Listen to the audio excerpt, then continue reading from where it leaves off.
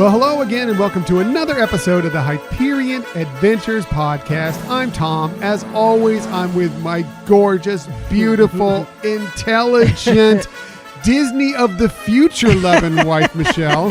Thank you, baby. Hi, everybody. By the way, Michelle is battling through a little bit of a cold to be with us today. Yeah. So she's a trooper right now. Thanks. It's the pre-Walt Disney World trip cold. I know. Luckily, I guess, it's a week before we leave. So Right. at least hopefully it'll get out of your system by that time. Right, and I hope you don't catch it. So I know. We'll see. Speaking of that, we are recording this episode on Sunday, December 8th. 2019. We really appreciate you joining us today. In the future, you can find us most everywhere you get podcasts. However, the very best place to find our show is on our own website, HyperionAdventuresPodcast.com. I've just added a brand new page that I'll get to in just a moment here, but we also, of course, have our newsletter that we'd love if you would sign up for. Right. We really like to share things with everybody and also have an opportunity just to connect, whether it be on social media or through the newsletter or anything like that, because we really enjoy this and we hope that we can share some of our fun with you. No question. We love all our Hyperion adventurers. We appreciate you and that you listen to us week in and week out. By the way, there's another thing that's going on right now that is very strange to us. We have an episode that is a very popular episode, one of the best episodes I feel like we've ever done, and people have always enjoyed it. It was the episode that is our 5 favorite Disney songs that made us cry. Right. We did that episode about 8 months ago, and then all of us, it's always been really popular. It showed up in our top 10s almost, for a 30-day basis consistently. However, recently it's taken a really big jump, for some strange reason. It's like our number one downloaded episode this last 30 days. It blows away every other episode that we've ever record. But we're wondering if there's anybody out there who knows why suddenly this episode has taken such a large leap. Right. If somebody has promoted us or, put a link out to that episode, thank you. Yeah. And we really want to give you some love and attention. So if so, please let us know. Yeah. If you have found us through that episode or, and know anything about why suddenly this is getting promoted so much, we would love to find out so we can give this person or this group of people some love for helping us out and supporting us and promoting this episode. So please let us know. You can always hit us up on social media, on Twitter at Hyperion Podcast, Facebook, Instagram, and Pinterest at Hyperion Adventures Podcast. And you can also, of course, email any information or for any reason if you want to contact us at HyperionAdventuresPodcast@gmail.com. Right. So again, whoever's done that, we really appreciate it. We hope you are enjoying more of the other episodes as well, and kind of leads us into feeling like we should do another music one. We haven't done one in a while. Yeah. And we actually do have something slated for January, which we'll talk about later on. And so we love Disney music, and we love doing Disney music episodes, and we will be getting back to that coming up here as we get into the new year sometime for sure. As for today, we have lots of stuff for you, including a highly anticipated Star Wars attraction opens. You may have heard about that. We learn a little more about another upcoming all-immersive Star Wars experience that's coming to the Walt Disney World Resort, and Disney drops a couple of stunning trailers for some adventurous films that are coming in the first half of 2020. But before we get to all that, we gave away another of those. Why did we give this away? That Frozen 2 poster. As you know, hashtag Real Men Love Frozen. Well, I don't hashtag love giving away this poster, but we're happy that everybody entered into this contest to take part and win this beautiful, stunning, exclusive D23 Expo poster. Right. It is really, really beautiful. And like you said, we really appreciate people who entered into this, and we did our drawing this morning just before going on right now. And how exciting that we have people who actually listened to multiple shows. Right. I shouldn't say how excited, more how appreciative for people who listened to multiple shows, got all those, code words, and won this great looking poster. And the winner for this week's poster is Cassie. I believe she's in Yay. Montana. I'm not positive on that, but Cassie, you have won that D23 exclusive Frozen 2 poster featuring Anna and Elsa, and I will be in touch with you, or both of us will be in touch with you in the next couple days to get your address so we can send that poster off to you. Right. And sorry for those who didn't win, but there's other prizes that are coming down the pike, so keep active with the Hyperion Adventures podcast. Mm-hmm. Speaking of that, we do have another poster that we are giving away. This one deals with Star Wars Episode 9, The Rise of Skywalker. We are giving away another D23 exclusive poster that we received at the D23 Expo just a couple months ago. And we'll be giving that to somebody who votes in our final ballot for our Hyperion Adventures Disney Hall of Fame. Yeah, that's exciting. And I think that has something to do with a new page. Yes. So that's it. The new page right now is we do have our Hyperion Adventures Disney Hall of Fame page up on our website. Right now it has all the nominees as voted on by you, as sent to us by you. And it also has a survey, which is the ballot for this year's inaugural class. So all you need to do is either go on there and just find that page, go to that ballot and submit all the information. It's 4 categories: best animated film, best animated character, best live action film, best live action characters. You can pick from, I believe in the animated categories, it's pick up to 10. In the live action categories, I believe it's pick up to 7. Wow. You can pick 1, you can pick 5, you can pick all 7, whatever the case may be. Enter in your information at the end, just your email address, the city that you're located in, and your name. And we will select one of you to win that wonderful poster and maybe a couple other trinkets as well. And we really appreciate everybody. We had a lot of great participation on social media for people who, made the nomination. So take it to the next step and vote. We've already got several voters in. I'm tabulating the numbers as they come in. It's very interesting. What's going to happen is that these movies, characters, whatever the case may be, need to be on 2/3 of the ballots to make it into the Hall of Fame. We're not just messing around like, oh, they got a couple votes, they're getting into the Hall of Fame. No, this is the Hyperion Adventures Disney Hall of Fame, so they need to be pretty popular. I was a little surprised so far. There's a couple that got like multiple nominations, like blew away. Like there were certain characters, certain movies that like got so many nominations that I was like, oh, this is going to be a shoe-in to get in there. Right. They're not quite there yet. So if you have some of your favorites and you haven't voted yet, be sure and get on there and vote. Plus, of course, like I said, you get this great chance to win this wonderful, wonderful poster as well. Yeah, that's awesome. So we'll be continuing that all throughout the month. So get in there and vote. We'll also be sending out a link to the survey, which is the ballot on social media, so you can find it there as well. But now let's get to our main topic of the week. This one was designed perfectly by Michelle, and she's battling through this cold, like I told you. So maybe a little struggle for her today, but I'm excited to hear all about this brand new main topic we're connecting to today. Michelle, please tell our listeners about it. Okay, so I'm calling this one Cracking the New Disney Experiences in 2020. Ooh, I love it. I know. So as you've all probably heard, there's a lot of exciting changes launching at Disney for 2020. And so we want to kind of review some of those with everybody, but we're going to do it in a little bit of a fun way. So that's exciting. Hopefully you all are ready for new adventures at Disney World. So I told Tom part of what he's going to do. Oh no, there's secrets here? Yes. Oh boy, I don't know if I'm ready for this. So some of these things are attractions. So what I shared with him before the episode is just that he would be giving a rating of what kind of attraction this would be if we were in the old-fashioned ticket type of process. So, you probably may have heard of A, B, C, D, and e-tickets being like the primo. Mm-hmm. So as we go through, honey, I want you to say what you think the attractions are worthy of. And we're not going to say A and B because those are like the real basic things, that are small.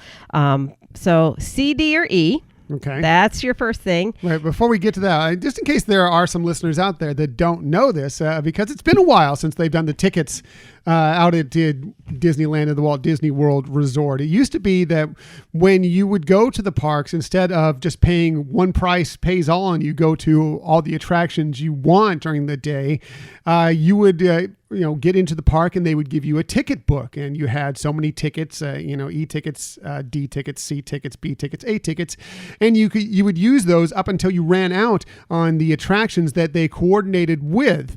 Then if you ran out of E tickets, which everybody did pretty quickly, you could purchase more while you're there, or C tickets, D tickets, right, whatever the case may be. So that's kind of where, if you don't know, and we assume most of you probably know what the tickets are, but I'm sure there's a couple of you that never experienced it, maybe have heard very little about it, just to kind of give you an idea of what this is going to kind of correspond with. Right. And people may have heard the expression that's an e-ticket ride, meaning that's, the top of the line kind of experience. I think didn't you in your stocking my mother give you like some A and B tickets last year? Right, from Disneyland. Yeah. Right. So, I have some from our family of Disney World, some old ticket books or partial ticket books, but it was kind of fun getting some from Disneyland as well. So kind of cool, just a kind of a neat, unique collector's item. Right, exactly. And it was always funny because you would walk out in the days and you would have like all the E's, the D's, the C's are gone, but you'd have like a ton of A's usually still left, or maybe some B's as well. And there'd be some drawer in your house where you would just have these booklets that just had A tickets in them. Exactly. The A tickets were mainly kind of like the transportation on Main Street, USA. Right, yeah. So that's usually what they consisted of. Right. Okay, so that's the first part. If it's an attraction, you have to rate that. But the second part of this is there's more things here than you can do in a day. Ooh. So you need to, for each thing that we're going to mention, say if it's on your must-do list or nice to do. Okay. It's kind of like when you're prioritizing your day. You kind of the activities that you must get done, and some things, if you have time, it'd be nice to do. But are this going to be broken down by parks, or are we just going to assume we can beam to whatever place it is at any one time? So we're not like, okay, well now I'm in Epcot, but now I got to go travel all the way to Magic Kingdom and hop on the monorail and switch monorails. Now, great question. No, it's just like that. Like you said, you have the ability to teleport. Okay. Perfect. All right. That's good to know. All right. Because I like to make things harder than they really are. And so if your list maxes out by my standard of what you can do in a day, you may have to drop something. Ah, okay. All right. Well, I usually like to get a nap somewhere around 2 o'clock, so it shouldn't extend past your limit, I'm sure. Right, exactly. So I'm going to kind of go in order of when they're opening. Okay. We'll start with the first one that actually has a coming soon sign posted in the park, and that's the Land Pavilion's their new film, Awesome Planet. Mm-hmm. Okay, so this film showcases the beauty, diversity, and dynamic story of our planet. Mm-hmm. So it's reported that it's going to have stunning photography and a very immersive theater experience. And they'll have space sequences created by none other than ILM. So it's going to be awesome. Industrial Light and Magic. Hence the word Awesome Planet.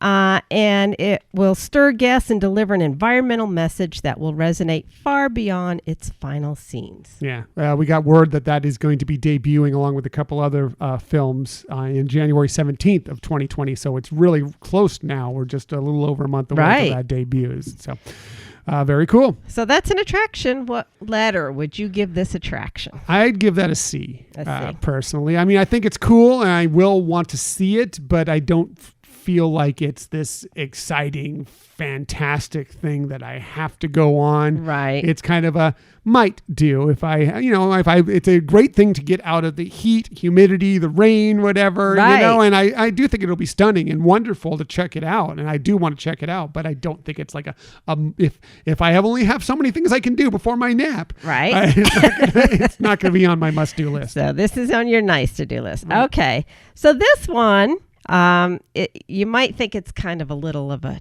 cheat. I don't know, but I'm going to say it's included in our list is Rise of the Resistance opening in January at Disneyland Resort. So we know it, as you mentioned earlier, it opened at Walt Disney World this past week. So if you could teleport over to Disneyland, because it's going to be new in January, January 17th. I believe that's correct, yes.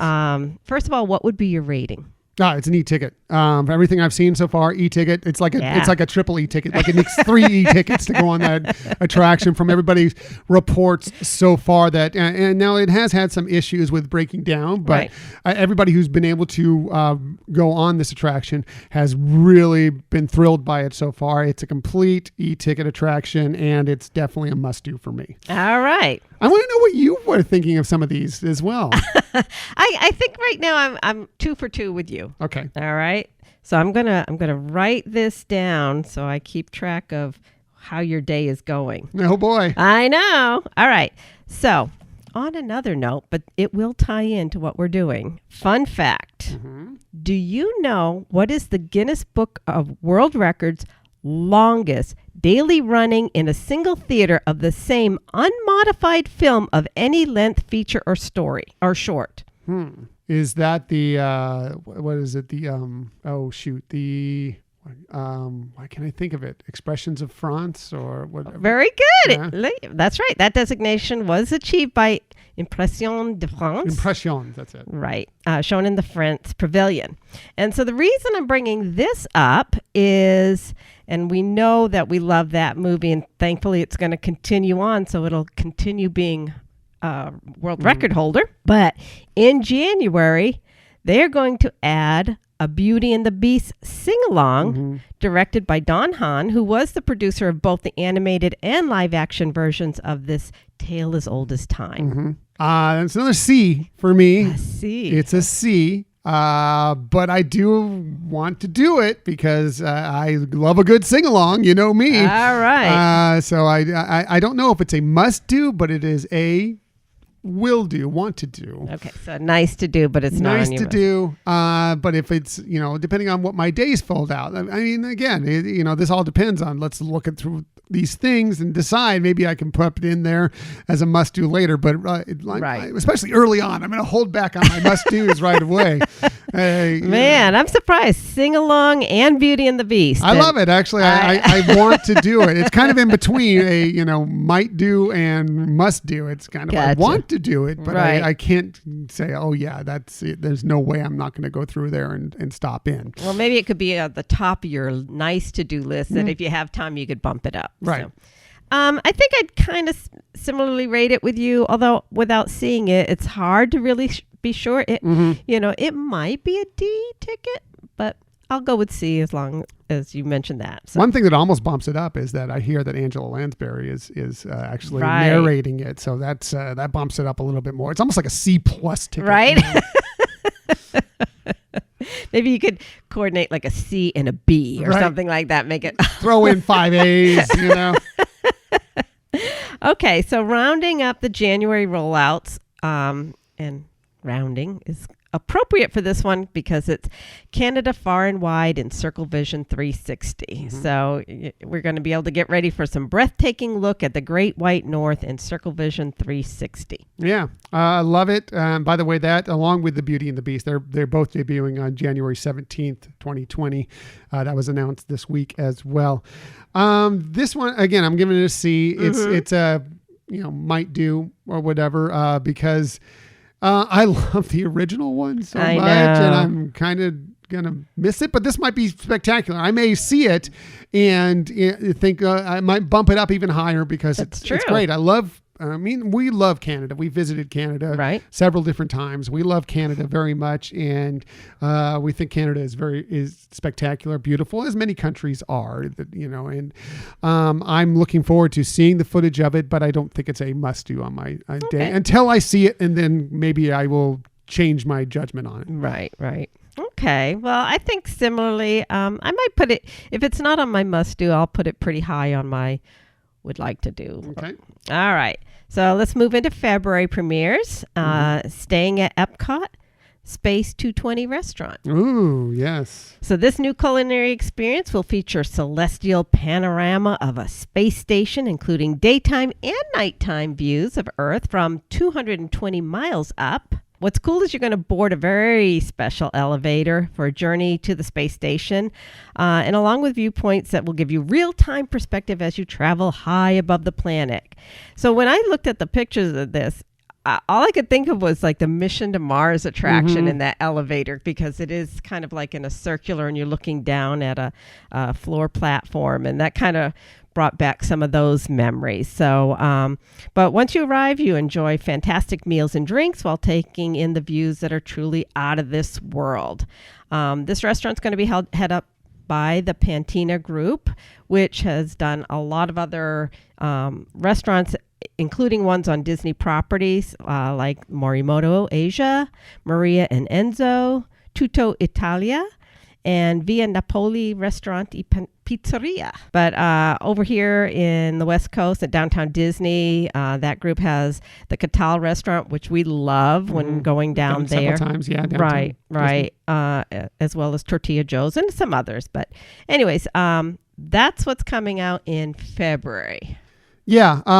Preliminarily, I'm going to give it an e-ticket and a must-do until I go there and actually try it out, and I'm going to judge it differently. But I think that the concept of it is fantastic. I need to see it. I need to see how it looks. I love the elevator, like you said, that it's very much like Mission to Mars, Mission to the Moon. That puts you up 220 miles, and that's why it's Space 220 restaurant. And I also think a lot of it is going to be dependent on where you sit within the restaurant. And we've seen that from various other, the San Angel Inn, if you're by the water, that's great. We talked about with the Monday Morning Monorail podcast a couple of weeks ago when we were on their show. And by the way, if you haven't listened to that episode yet, you should listen to it, as we discussed Walt Disney World versus Disneyland attractions. But go check that episode out. But we discussed the Blue Bayou restaurant and how your experience can be so different depending on where you're sitting within the restaurant, because the food is okay, but it's not like this out of this world. And it's just like this. I don't know. It says it's gonna be out of this world. So I think that it could depend on, are you closer to the big windows where you're looking at the space, or you're kind of in the center of more of. And I actually think of many of the Be Our Guest can feel that way too. And for many, it depends on where you're sitting within these restaurants.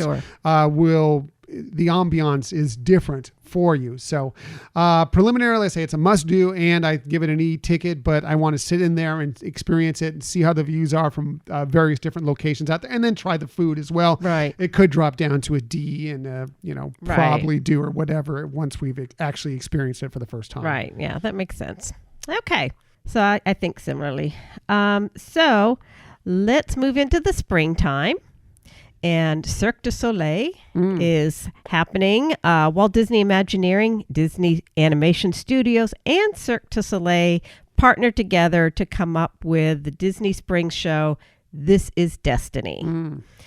So many of the Disney's most compelling and memorable experience from blending different art forms that we've seen in animation, in addition to breathtaking choreography and visuals from Cirque du Soleil, which they're so well known for, and featuring the music that integrates the beloved Disney-themed music. The show will also integrate iconic Disney characters, and the performers will be interacting and animating the characters. So the music of the show will integrate, as we mentioned, themes and melodies from well-known animated features. And this previews are slated to begin March, and the show will actually debut in April. Okay. I'd probably give this a D ticket.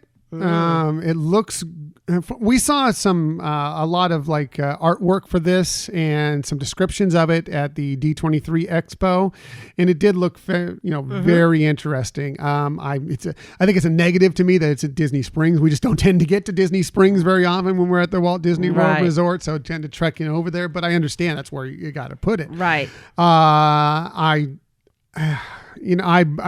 I am going to put it as a must-do, though, because I do want to see it. I do need to experience it at least once to check it out. The description of the animation working together with the live action within a cirque sounds fascinating to me. I do need to check it out. Right. I mean, I understand what you're saying. I think I would give it an E-ticket, though. Cirque du Soleil, they really do some amazing, crazy kind of acrobatic type of their show, and it's very visual. Plus, with this music, which I think is going to tug on our hearts, I do believe that it would make it an e-ticket. Yeah, well, see, I'm kind of in between because, I don't want to give everything an E-ticket that I like, that I want is a must-do. It's a D, that's pretty good, but I do consider it at least a must-do once because I do need to see it. I do need to experience it because the description of it that we saw at the D23 Expo was fantastic. And I'm excited to see what it's like. Okay, so next, we're going back to Disneyland, is a new parade that's going to make its way down Main Street, USA, called Magic Happens. And as always, the parade's going to feature stunning floats, beautiful costumes, and beloved Disney characters from Moana, Coco, Sleeping Beauty, Mickey, and as I said, many more. In addition to an energetic score, Magic Happens will feature a new song produced in partnership with singer-songwriter Todrick Hall. Yes. Okay. Look, I'm not a parade person per se. I don't go to a lot of the parades. When I do go, actually, I enjoy them very much. I know, that's what's so funny. Which is hilarious, but I don't go out of my way for the parades very often. So it depends on who you are. I mean, if you're a parade person, this sounds like it's going to be fantastic and you're going to want to check it out. It looks, more stuff that we saw at the D23 Expo. We heard a little bit of this music from it and it looks pretty cool. For me, though, personally, it's a C and it's a might do. Wow. Yeah. Okay. Or you mean nice to do? Nice to do. Yes. Okay. I can't remember your categories. Nice to do. Let me write that down. Nice to do. Okay. All right. I understand what you're saying. In some parades I love and some I don't. One of the things that I find personally in terms of parades is I like the nighttime parades a little bit better. I would definitely think this one would be, for me, a must do, at least to try it once. It's not something I might say that I'm going to do over and over, but definitely give it a shot once. Right. I'm not one that wants to wait around to find that perfect spot to sit and watch the parades, because most of them I find they're cool and I enjoy them or whatever, and they serve a purpose, and the kids love them, and they're all pretty, like I said, they're all pretty awesome. I mean, I love the Paint the Night parade. I love the Main Street Electrical parade. Right. And there's some other ones I've really enjoyed, but I just don't know until I've seen it to say that this is definitely something I have to do, that it's a must do. So kind of withholding judgment on it. And I think that's going to be the case with all of these right. But, the hype for it isn't as big for this as it is for some of the other things. Right. I mean, and I don't know, they may do some dining packages with it that you can get some reserved area to watch the parade, which might be nice as well. Yeah, well, especially for you, because you always struggle. I mean, if you don't know Michelle, she's a little vertically challenged. You know how, and it kind of made it as a big deal on social media that for some reason Disney listed Olaf as 5'4". And I'm like, really? Olaf is 5'4"? Well, Olaf is 4 inches taller than Michelle. Yeah. So, I take that for what it's worth. So, a lot of times we do have to find a spot where Michelle can actually see. Right. Otherwise, she's just looking at the other people's backs and shoulders, So, sometimes it is worth it for us to do the dining packages. It's not necessarily for everybody to do dining packages for these things, but to make sure Michelle gets a great spot, we do often splurge on those things. Yeah. It's kind of a nice perk too. So. Oh yeah. All right, now we can talk about summer 2020. In summer. That was really pretty. No. All right. It's not. It's pretty all right. Everybody just turned off the podcast right there. No one's listening anymore.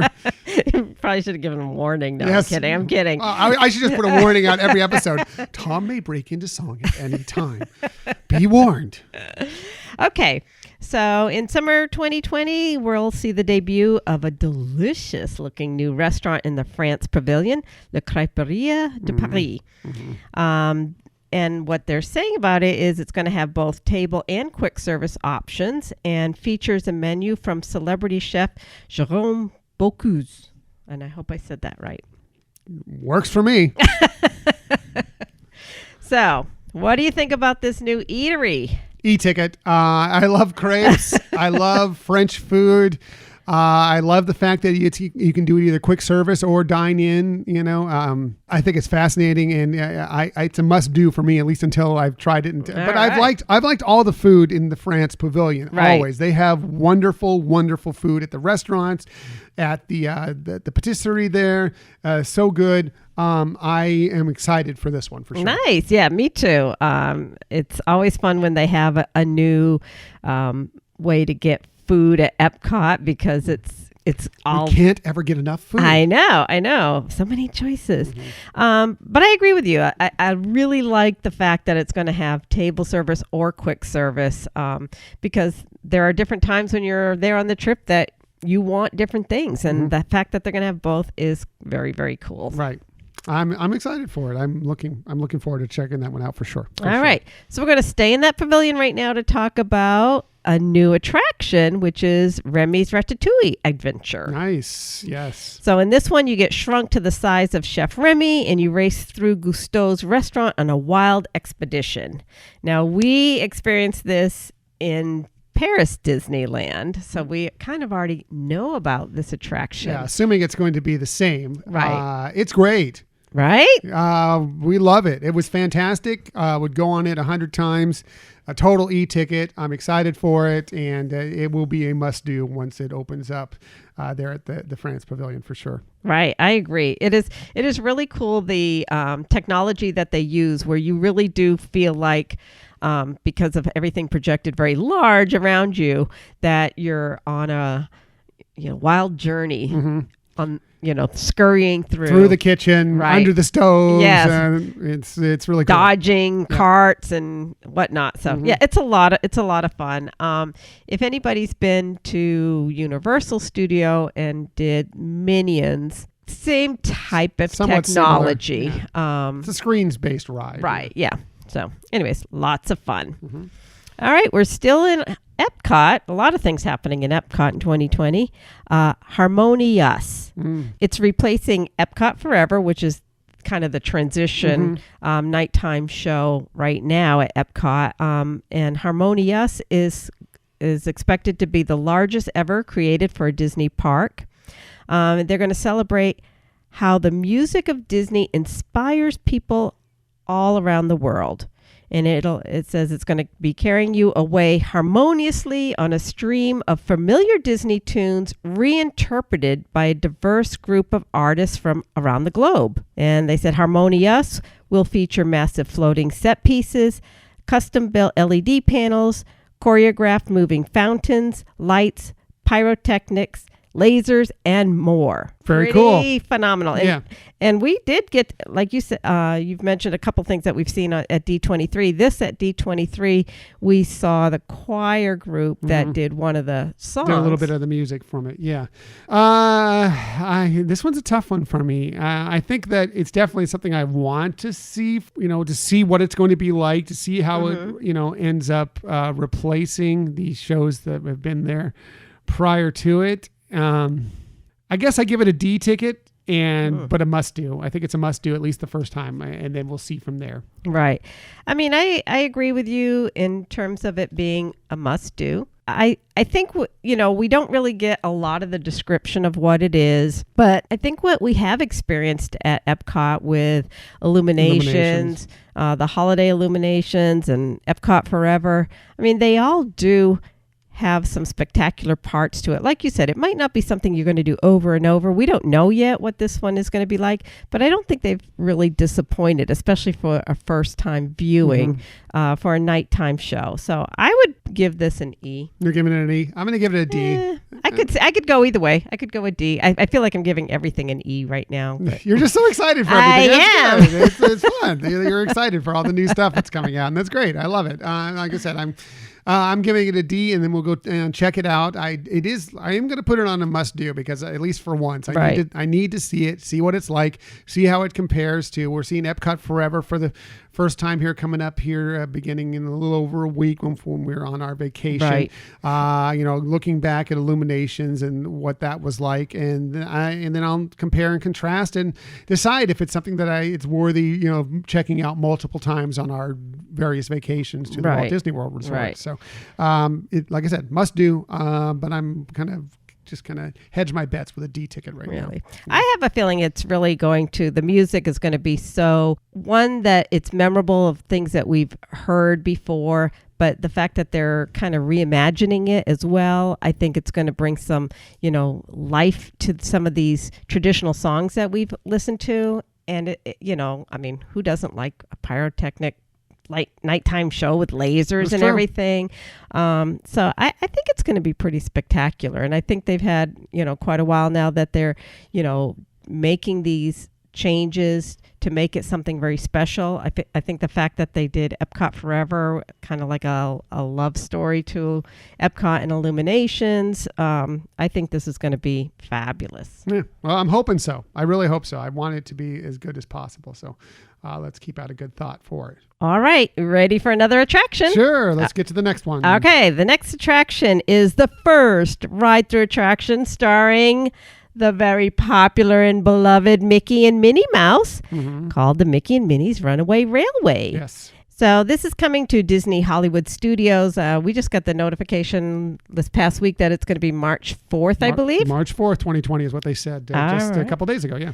So, and we've heard the description before that it's an attraction that will take guests through a journey inside the wacky and unpredictable world of Mickey Mouse cartoon shorts, featuring a stunning surprise twist. That sounds fun to me, and it's an e-ticket, and I'm going to be a must-do at least once to try it out, see what all the hype was. It's the first Mickey Mouse attraction, of course. Mickey, Minnie, the whole gang there. Goofy as the engineer on the runaway railway, which, with Goofy as the engineer, is any surprise that it's a runaway railway.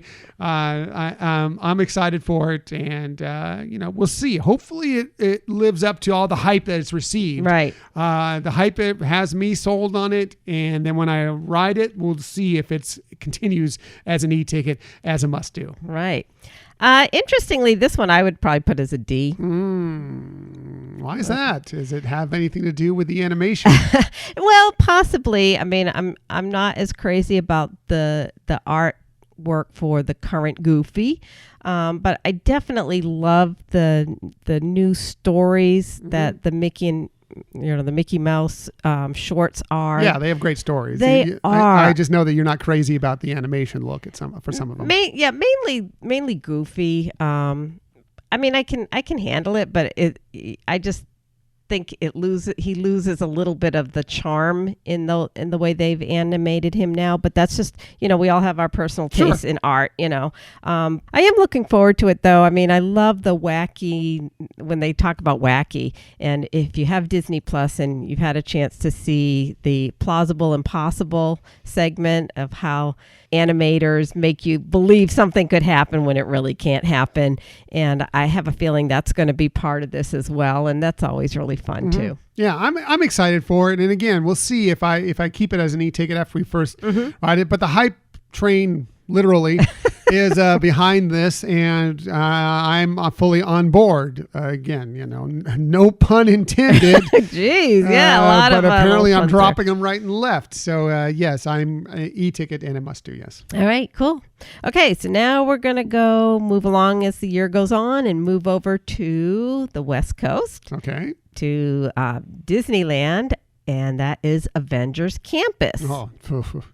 So this superhero themed land will be linked in a global story with Disneyland Paris as Avengers set out to recruit the next generation of superheroes. I think it's also linked with, I can't remember which of the Asian parks, but at least a couple of the Asian parks. They're all linked together. Everybody that has some sort of Marvel attractions within it, they're all linked together. Hong Kong. Right. Thank you. Thanks. Yeah. So in some ways, these new campuses are like the Avengers themselves, a group of diverse individuals who have teamed up for the same purpose. And I know I'm reading this, and I apologize for that. That's good. But that's all we have, right? So at Disneyland California Adventure, the Worldwide Engineering Brigade, or WEB, will house the first Disney ride-through attraction to feature Spider-Man. So in this brand new experience, guests will take spins on the web slinger vehicle and sling webs just like Spidey. Yes. So you're going to help him collect spider bots that have run amok. Run amok. Yes. So there's that. And then also in that same land is Pim's Test Kitchen. And Pim's technology uses their latest innovations to grow and shrink food. Yeah. Totally ticket for me. Everything there is a must do. You know what a big Marvel fan I am. I need to check this all out and experience it. And all the artwork I've seen so far looks fantastic. I love the concept of it all, and this is just the beginning of it. It's even growing further as we progress into the coming years as well. I'm excited for it all. Right. Just to keep tabs here, you now have 3 restaurants. So if you pick another restaurant, really hungry, and I don't know if there is one, I can't remember now. I'm really hungry. Right. So all 3 meals are already accounted for. That teleporting, it takes a lot out of you. That's right. The other nice thing that's going to be happening in that campus is that, they're going to have the heroes such as Black Widow, Ant-Man and the Wasp, Doctor Strange, Guardians of the Galaxy folks, and the superheroes from Wakanda and Asgard and Iron Man. So people who really love to see these characters will have that opportunity in this land for sure. Yeah, I've been excited for it since they started to announce it a while back, and as it continues to grow, I couldn't be more thrilled for when this is going to open finally sometime in 2020. It's exciting. It is exciting, and what's really exciting too is this is just phase 1. Mm-hmm. So as we saw announced already, there is a lot going into phase 2 that's going to open up later on. But for 2020, this is going to be a fun addition to California Adventure Park. Mm-hmm. Yeah, I'm thrilled for it. Can't wait to see it when it opens and experience it for myself. All right. So going back to Epcot, and this one, it didn't seem to be listed with official opening date. Several sites are predicting it to be open in 2020. Not sure, but we'll include it in this show anyways. Okay. All right. The China Pavilion's Wondrous China Film, and that's going to replace what's there now and take guests on a spectacular journey across the country, filmed and presented in a completely seamless 360-degree digital format. Mm-hmm. See ticket and like to do. Wow. But, not a must do. Just like all the films, I don't think any of them I've said so far is it's a definite, I'm going to put it on my list.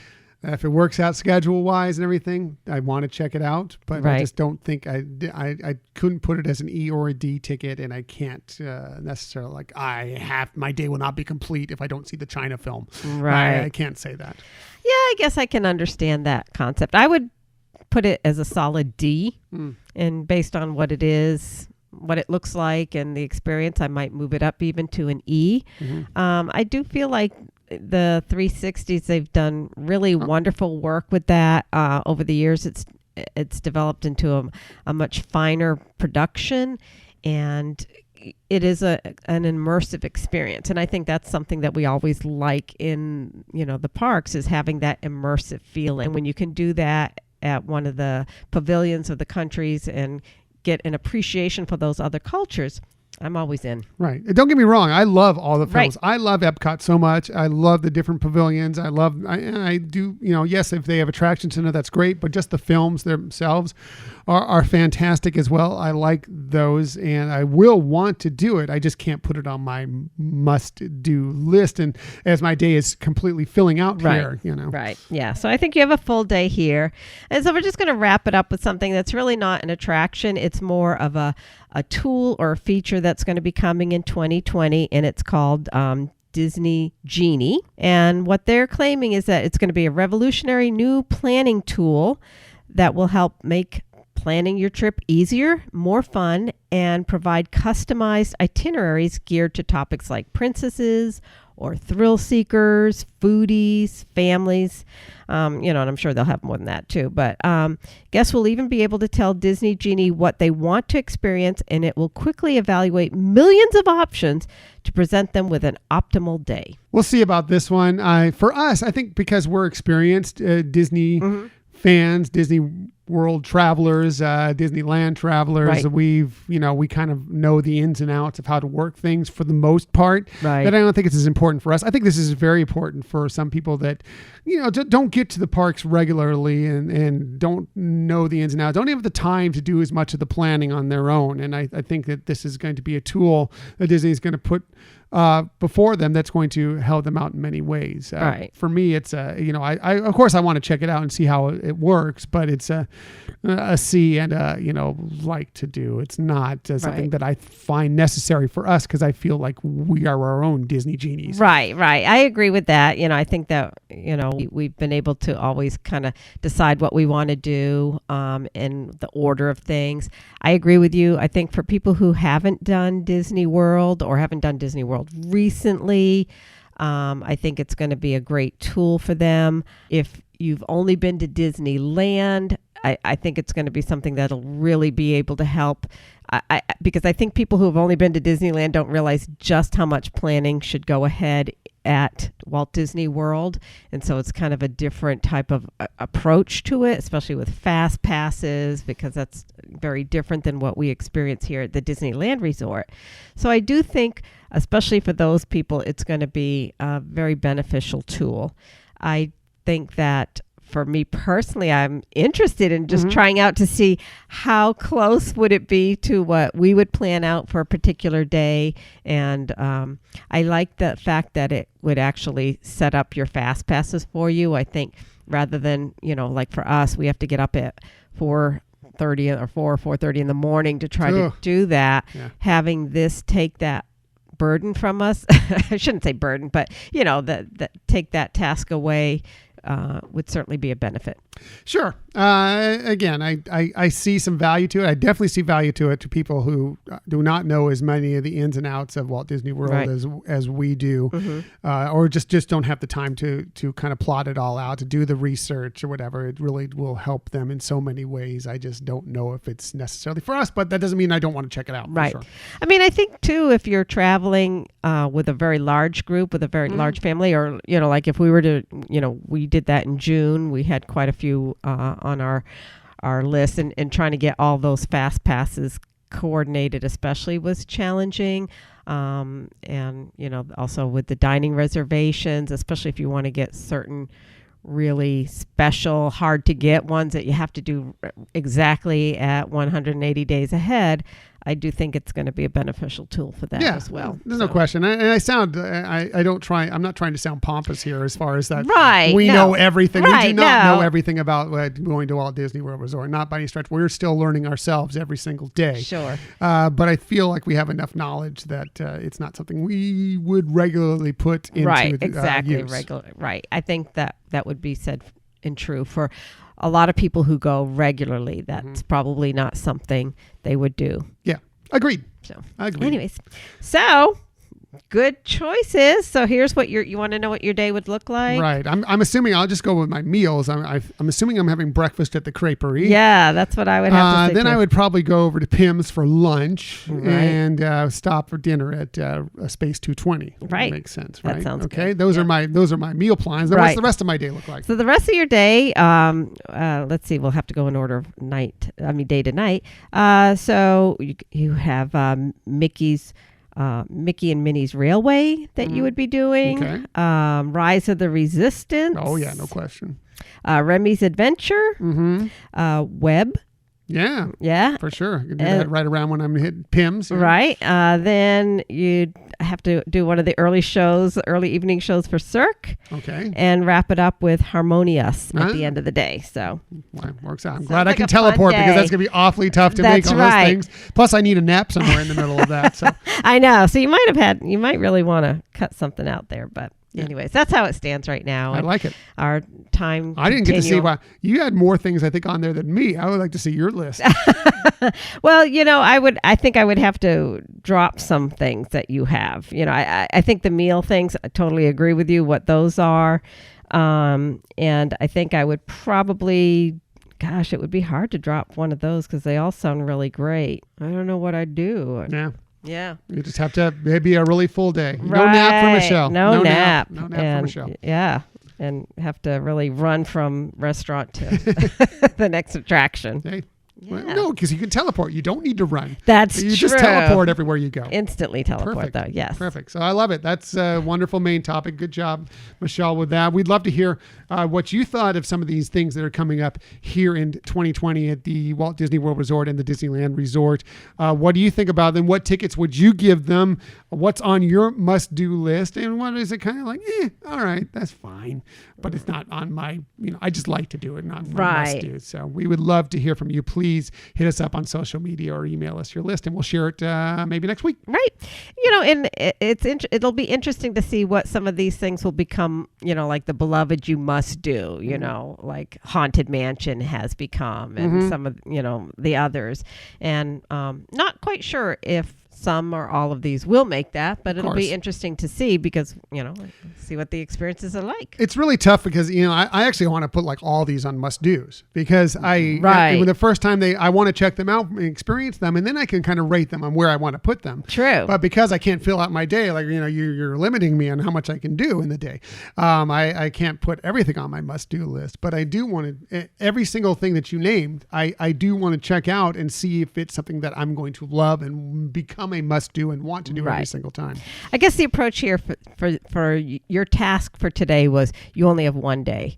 What would you say you have to make sure you experience? I'm glad you didn't mention, because I would have been also tough for you to throw in the couple barbecues that are coming to Epcot, the American Experience. There's the new one coming there, and the Disney Hollywood Studios. There's the one coming to Toy Story Land as well.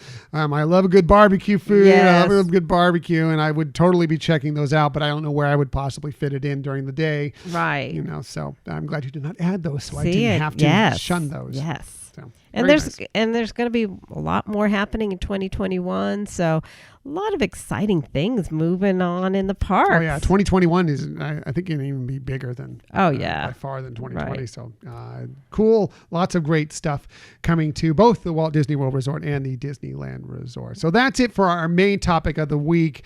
Now we get to our Disney stories of the week. Always so many Disney stories, and we like to get to a few of them. And we're just going to hit a couple of them real quickly because Michelle's not feeling the best. So we want to get through this as best as you can. She just did a fantastic job with that segment. Thank you. Even though she was laboring through it with the little sniffles that she's got. But we'll start with, and you just talked about it. Star Wars: Rise of the Resistance opened this week, and boy, the people were showing up for it. They were lining up out there really, really early in the morning. I think it was so early it was before we even went to bed here on the West Coast. And so far, it looks like they've had some problems with it a little bit here and there with the system, which shouldn't be a real surprise. There are so many systems at work in this attraction that to get them all functioning at the same time correctly, especially early on, is probably you're going to run into some speed bumps here and there. But when people have been able to ride this attraction, they have loved it. Many saying it's the best thing they've ever seen at any park anywhere. And even for those that have had troubles, that have been taken off the attraction or whatever, Disney has done a wonderful job of fulfilling, some of their needs with giving them some special things throughout. Right. Yeah. I think that, Disney really wants it to be a positive experience. Typically with some of these more recent rides and attractions, they have done soft openings, and I get why they didn't do necessarily soft openings with this. They really wanted to kind of get it out there, and so I think the actual debut day was the soft opening thing, and it is using a lot of different high technology that hasn't been utilized before. It's different systems connecting, so you have that increased chance of having some issues, but I'm sure they're using this as their time to really evaluate how to make that be avoided for the future. And like you said, Disney has been, trying to get some recovery of experience for people who have had issues with the ride, whether they were given a boarding pass and couldn't make it on, or if they got on the ride and couldn't complete it. I think Disney has done a wonderful job. Yeah, I've heard actually nothing but rave reviews for the people that even though that they've been disappointed because they haven't been able to ride the attraction for whatever reason, that they've received park hopper tickets for another day that could be used up until, for a long time. I don't remember what you said. I think it was 10 years or 20 years. Yeah, it was like so long. As well as like a fast pass, they can use at any attraction, including Rise of the Resistance, for the next day if they wanted to. For those in line, we've seen them handing out snacks like popcorn, and they've handed out bottles of water, and Chewy has kind of been walking through there, to kind of greet all these people. So they're trying to treat people the best they can, knowing that this attraction might run into some bumps along the way until it gets kind of smoothed out. But and again, everybody who's been on it so far has just raved and raved and raved about it, at least that I've seen. I haven't seen anybody say anything badly about it, other than there's some people that want to complain about whatever, so they complain about it breaking down. But considering the way Disney is handling it, I think that's they're doing a really good job with it. By the way, if you are planning on heading out there, and we don't know how long this is going to continue, if you are planning to do the Rise of the Resistance, right now they're doing a boarding group form of how you can get on board this, so you don't just line up for it to begin the day and hope you get in. You're not in a 10-hour line or whatever. They're opening the park very, very early. You need to scan into the park. Once you get into the park, you can get on your My Disney Experience app and try and sign up for a boarding group if they are still available. And once they do that, you will, you can just kind of meander throughout the park during the day. And once your boarding group comes up, they'll let you know, and you'll have 2 hours to get there. So if you're in the middle of lunch, if you're on another attraction, if you're in a show, whatever the case may be, you don't have to immediately get up and book it to Rise of the Resistance. So you'll still have this opportunity. Now, we don't know how long they're going to continue that on for. It's obviously through this weekend because it's been very, very busy. These things, the boarding groups have been going very quickly early in the day. Although I have heard that, some boarding groups have not been able to go through, but I've also heard that if you keep checking back throughout the day, every once in a while, something might open up for you. Nice. So, it's always worth it. It's worth it for Fast Pass Pluses. Fast Passes Plus, Fast Pass Pluses.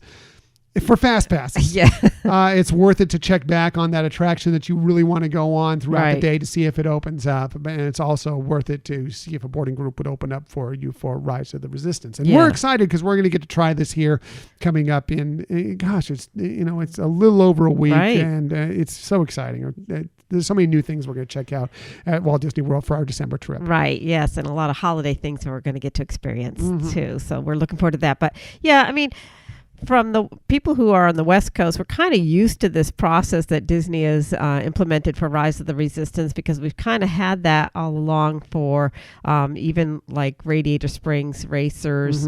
And we've seen those typically go very early in the morning. If you're not there for, within the first probably hour, you might not get a fast pass for it. And so we kind of know how that goes. And it seems to be a very good system, I think, to avoid, taking up time when you're not going to possibly even get to go on the attraction. So I like what they're doing. But like you said, they may change that. I mean, we had similar when Galaxy's Edge first opened. At first, there was, a lot of hype and a lot of crowds at the beginning that you needed to get a boarding pass or get a reservation for either Oga's or Savi's. Right. Yeah. And so it'll be interesting to see if they're going to make changes to Rise of the Resistance, boarding or ticketing. So, but it sounds like a good process. So far, so good. It seems to be, working for the most part. Again, it's tough when an attraction, is as complicated as this one that will obviously run into some speed bumps throughout the day. But it seems like they're doing okay with it. And by the way, if you, Star Wars Galaxy's Edge is still wide open. Just because you can't get a boarding group or whatever for Rise of the Resistance doesn't mean you can't go on to Millennium Falcon Smuggler's Run. You can't go, experience the rest of Star Wars Galaxy's Edge. So that is still wide open. You can still go into that. It's just a matter of getting on this attraction to begin with, that you will need a boarding group to be able to go on it at this point. So. Right. And that, we saw that with when Pandora opened, that, and it's that, those are still very popular attractions too, that those are the ones that we have to get up at 4:00 in the morning to do fast passes for 60 days out, because they're going to go pretty quickly. Yes, they will. There's no question. And so with those boarding passes, at least as long as they're running right now, I'm expecting that we will have to be up pretty early to get a boarding pass when we decide that we're going to rope drop the studios to kind of get that done. Well, and it's nice too that they've decided to open the park earlier too. So I think they're trying their best to make this experience wonderful. And and we're anxious for it. We are anxious for it. Another thing that we're anxious for is something else that's going to be Star Wars at Disney. We have a little more information about when you'll be able to take a cruise through the Star Wars universe. Not a lot more information, but we were just talking a little bit more about the things that are coming up at the Walt Disney World Resort. Well, in 2021, Star Wars Galactic Star Cruiser will begin transporting guests to a galaxy far, far away. Now, they gave us some more artwork to it when they talked about it this week on the Disney Parks blog. It's you're going to get to check into this location that's going to be basically the starport, where you're going to catch a shuttle apparently to the ship itself, and then it's going to be this all immersive 2-night kind of galactic star cruise. Basically, it's going to be a cruise through outer space where they're going to have all these activities on the ship, as well as a day at Star Wars Galaxy's Edge, kind of a port stop at Batu for you on there. And I just could not be more excited for when this opens up. And I know it's going to be so expensive, but it looks so very cool. It does look cool. And I love the whole concept of making this be that you're really like on a cruise ship in the stars, you know, and it's an amazing concept to me, and looking forward to it as well. Yeah. So looking forward to it. And we will find a way to get on it. And we will talk all about it, believe me, on the podcast once we eventually do get to experience it. Yes. So just a couple of the quick things this week. A couple of trailers dropped. We're not going to really go through them in detail or whatever, but just kind of I want to hear Michelle's initial thoughts on. First one was we had the Black Widow trailer dropped this week. It's just the teaser trailer, so it was a really short one, but really saw some interesting things about this. Now, we saw a few things already about this at the D23 Expo, but I want to know Michelle's impressions of the Black Widow trailer that we saw. I actually really liked it, and I wasn't sure if I was initially thinking that a standalone storyline of Black Widow was going to be very exciting or popular, but this really looks good, and I agree with you. This was a real teaser trailer, compared to what we saw before. So if you do get to see, once you get to see more, you'll understand what we're saying, that it really looks like a great, fun movie. Yeah, fun and exciting, and it's everything you'd want from what was a Black Widow movie. It's going to be kind of a spy movie. Like I said, we saw much more footage from this at the D23 Expo. I'm sure as the next trailer comes out, that's more extensive trailer, you'll see a lot more about it.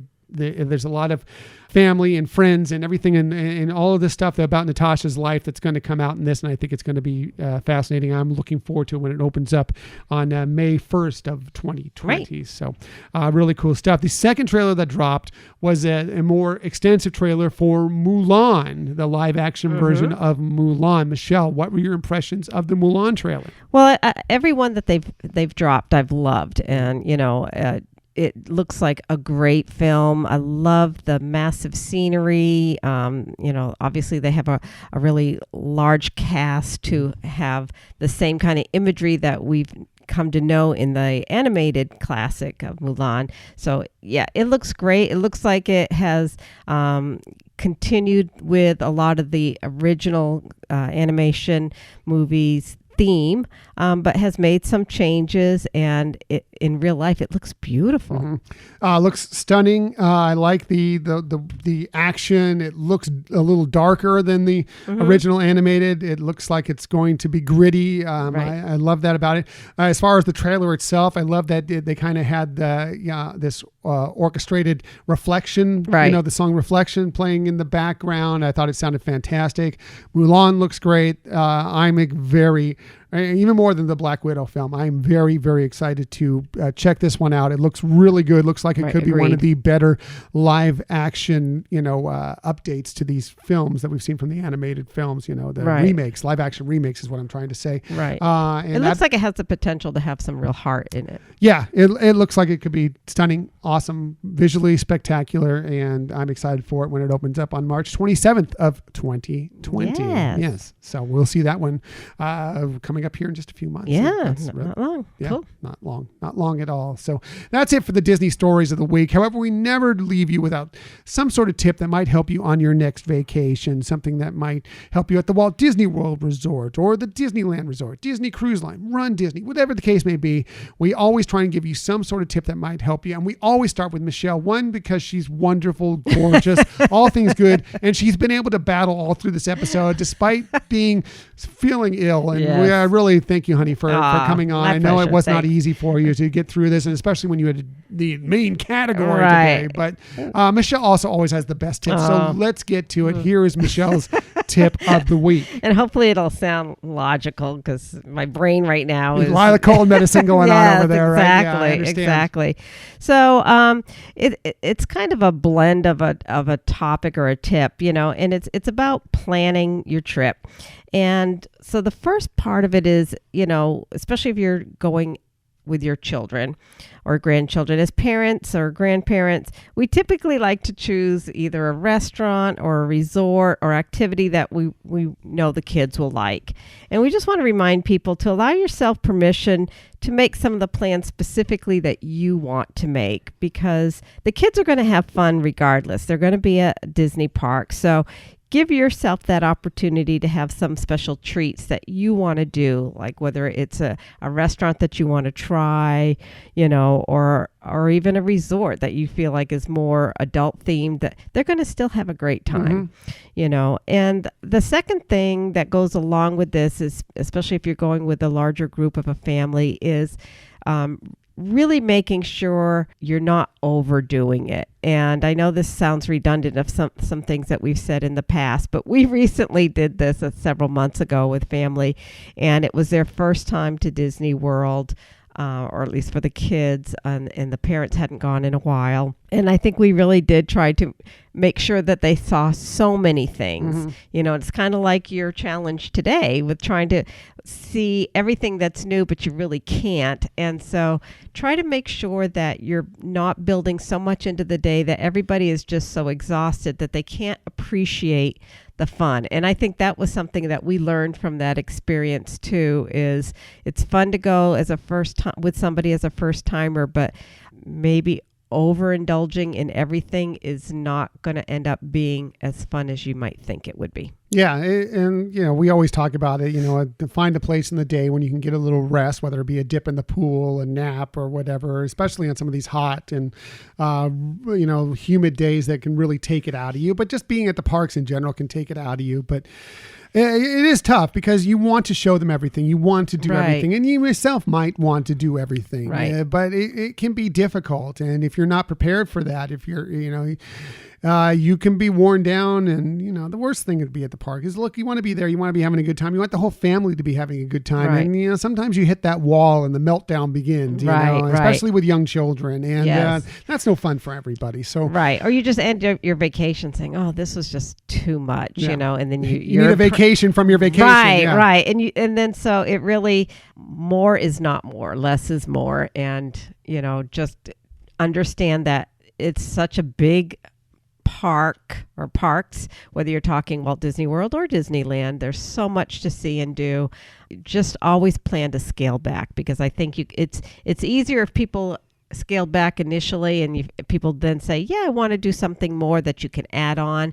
But if you plan to do everything and then you're pushing to get that done, even though you might be running tight on time, again, you end up with a trip that doesn't feel totally fun. Mm-hmm. You know what's right for your family. Some families can do this. You can go rope drop to fireworks, True. And some people can do that. But if you don't know, sometimes it's better to kind of take it a little slow, easier to schedule yourself lesser and add things than it is to plan out your day, want to do all these things and be disappointed at the end of the day because you're just worn out and you haven't done everything you've wanted to do. Right. So get the key things out of the way and then kind of go from there. But again, there are several of you that I know you are going to go and you're going to be there, rope drop to fireworks, and more power to do you. Right. I cannot do that, but I love that you guys can. Well, I think especially people who have, who know the parks, they can know that they can do that or not. So, this is more a tip if you're with people who haven't been before or you yourself haven't been for a long time to a particular park or ever to a particular park, that just try to minimize what you're planning and know that it's just going to whet your appetite to go back. Exactly. I like that. As I always say, Michelle has the very best tips. Now to my tip, and my tip is going to be the most disappointing part of your Walt Disney World Resort vacation, and that is going to be your last day there. I know, it's never fun. Now, what I'm going to talk about here is, now we all love the Disney Magical Express, okay? At least when you're going to the Walt Disney World Resort. It's great. It's free. You're excited. You're going to Walt Disney World, the most magical place on earth where dreams come true. You couldn't be more excited. However, when you're going back, it's more the tragical express, as we all know, and it always brings tears to my eyes every time we're on it. But what I wanted to let you know is that it's not always the best option for you. Yes, it's free, or it's included within your resort vacation anyway. And that's great. That's exciting. But remember, a lot of times when you get that little pamphlet on your door, saying, and this is when your express is going to be, you get into the airport like 3 hours ahead of your flight or whatever. And so really you're limiting some of your vacation time, which is, again, you're not paying anything extra for it. Right. Great. And many people like to get to the airport much earlier to make sure that, there's no, you don't run into any snafus while you're there or whatever the case may be. But in some ways, you're limiting your time at the Walt Disney World Resort by doing that. Now, one thing you can do, and we have done this too, is to call the front desk to talk to them and see about getting a little bit later time on your Disney. Sometimes they'll bump it back by an hour or so. You'll still get there 2 hours ahead of time, but maybe it's not 3.5 hours before your flight. So you can do that. However, there are other options out there if you don't mind paying a little more to get yourself to the airport. Right. A couple things that you can do is, one thing, if you want to pay a lot more, you can do a minivan to the airport, okay? That is a lot more. That is $150, by the way. Just so you know, I mean, you get to go in those cute minivans. Yes. You get, of course, it's Disney personnel basically running this system. So you get the customer service. It's really nice and everything, but that is $150. If you have that money, great, do it. There are other options, however. If you want to rent a car, for example, you can go to the car care center right there in the middle of the Walt Disney World Resort. They have a shuttle that will pick you up at your hotel, at your resort, take you there. You can get your car, bring it back to your hotel, load it up, and go from there. Right now, I was just checking for tomorrow. If you wanted to just like last minute decide to do this, it would be $45 for a mid-size, which should fit most of your bags and your family, depending on the size of your family. So it's not a terrible price. It's $45 for however many people in your family or whatever. You also have the one thing about that, though, is that you're taking time out of your day for someone to go to the car, get a shuttle, go to the car care center, pick that up, come back. So, weigh that into your options. Another thing is like you can do a ride share service like Lyft, who, yes, also you get your minivan through Lyft, but they also do regular service as well. And I was just checking on that today. If you wanted just a standard Lyft right now from where we're staying on our final day, Bay Lake Towers, to the Orlando airport, it would be $31 for a standard Lyft. Okay. Nice. Then you can kind of schedule that on your own. You can decide when you want to go. You don't have to take any time during the day to bring a car in or whatever. If you will need a larger sized Lyft vehicle, it was $45, so about the same price as a rental car from Alamo or whatever there on site. So just giving you some other options out there if you want to maximize your time at the Walt Disney World Resort on that final day. Yes, of course, everybody loves the Magical Express. It's included in your resort price. Do it if you can, if it works out for you. But there are other options out there that you can take advantage of. Right. No, that's a great point. And obviously with the Magical Express, they want to make sure they're guaranteeing you're going to arrive in time to get to the airport for your flight. So that's where I think they're very conservative on their departure times. And I think, like you said, when we've asked them to adjust it, they've, gone through the spiel of, we're not responsible if there's any problems and you miss your flight. But we didn't. We had plenty of time. Again, it was, just a difference of an hour. And yeah, the car rental thing is easy. The one thing that we learned from that is, although they have like routine pickups at most of the hotels, you do need to notify them that you're going there and to reserve it. Schedule it a day before. Right. Yeah. You're not just going to stand out there, because if they don't have anybody scheduled, I don't think they do go pick up. No, they're not just on a rotation through the resorts like the buses or whatever. Exactly. So that's just something to be aware of, to make that plan in advance, because we had a reservation one time and didn't realize to do that, and we ended up having to get a different pickup time than what we had wanted to, because we hadn't reserved it in time. So great ideas though of how to have a little bit of one, flexibility at the end of your trip, and still do it within a reasonable price. Right. If you have a family of four, $45 for a rental car or for a Lyft, that's not that bad, So it's all what's right for you. And you can even, again, since if you already have the Magical Express booked and you decide you want to do, stay a little more, longer, whatever, you can decide this the day before. You can rent the car. You can decide on the spot if you wanted to have Lyft come and pick you up. And take advantage of, because a lot of the resorts, for a lot of the airlines, they will take your bags right from the resort to the airline there. Take advantage of that as well, so you don't have to worry about that during the day. All you have to do is have your carry-ons in hand and make sure you have any identifications, any medication, anything like that with you for that. So that's it for this week. Next week, we'll just be a few days. We'll be traveling to the Walt Disney World Resort, but we'll also be only a few days from the end of the Skywalker saga. Star Wars: The Rise of Skywalker will be debuting that very same week. So we'll be wrapping up our Star Wars Remembered series. We'll look back at the most recent film in the Skywalker saga, Star Wars Episode 8, Last Jedi. Rob LeBerry from the Jedi Temple Archives podcast will join us again. And I have a feeling this is going to be an interesting conversation, because I don't think we all agree on how we feel about this film. Probably that's a true statement. Although, as with any film or art, there's probably things that each of us like or love and things that we may not be as appreciative. But it's been a really fun series to do, to look back at all the Star Wars films in sequence of how they would have rolled out in true life. And now we're getting down to the very end of the Skywalker saga. Yeah, it's really dramatic. I'm so excited to go see that film. We're going to see it out at Disney Springs, and couldn't be more thrilled to have that opportunity. And it'll be fun, even though I think we're going to have a difference of opinion, I think we always have a great conversation, and it'll be fun to break down The Last Jedi next week. Yeah, it'll be exciting. It'll be exciting. So speaking of exciting, we are excited that you joined us today on the Hyperion Adventures podcast.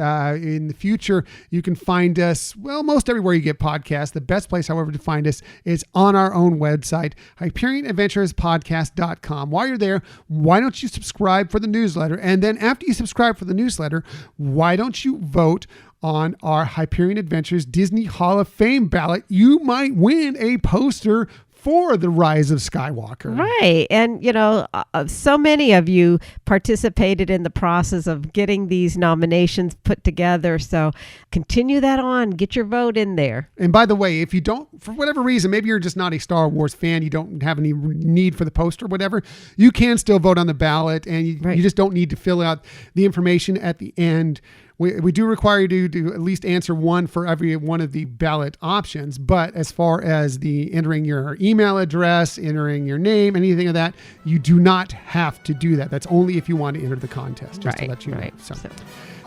You can also follow us on social media. We'll have a link to the ballot as well there. We are on Twitter at Hyperion Podcast, Facebook, Instagram, and Pinterest at Hyperion Adventures Podcast. And if you ever want to contact us for any reason, please email us at HyperionAdventuresPodcast@gmail.com. Right. And what we really would appreciate if you could tell a friend about our podcast. And what's really exceptionally appreciated is if you could give us a review. Yes, we've received some great reviews recently. Yes. By the way, if you do give us a review and you do fill out the ballot, that will give you a second entry for the chance to win that poster. So please take part in that, just to give yourself another opportunity to win. But edge. No matter what, even whether you're entering or not, we appreciate everybody who's given us a review, who will give us a review in the future. It does help us become a better podcast. That's right. So thank you, everybody. And thank you for listening to the Hyperion Adventures podcast. We look forward to sharing some time with you again next week. Until that time, I'm Tom. I'm Michelle. And we hope that you have a magical week.